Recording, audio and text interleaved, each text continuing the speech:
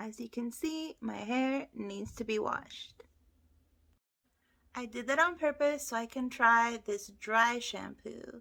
I haven't tried dry shampoo since I was a teenager, so I'm kind of really looking forward to this and seeing if it got any better since I was a teen. Of course, I picked this product because it is vegan and cruelty-free.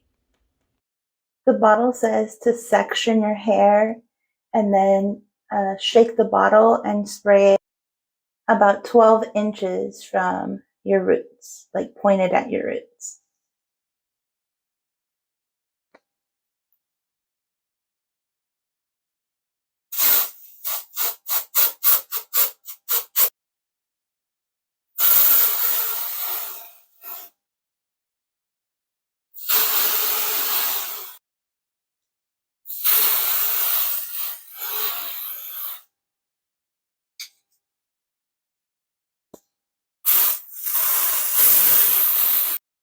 And then it says to blend it with your fingers.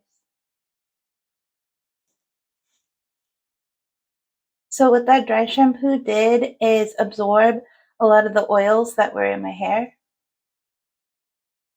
It didn't say how many parts to make, so what I did was part down the middle and spray there, then did one part here and one part here, so 2 parts on each side plus the part down the middle.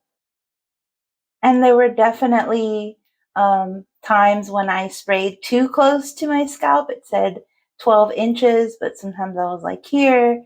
But the good thing is it didn't leave like a lot of residue, even though I did do that. So I'm pretty sure all the Batiste dry shampoos are plant-based, that you can make sure before you purchase.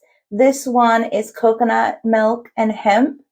It said for frizzy hair or like flyaways, if you part your hair and stick it and you get like a lot of, or when you braid your hair and you get a lot of like sticking out flyaways. So that's why I got this one.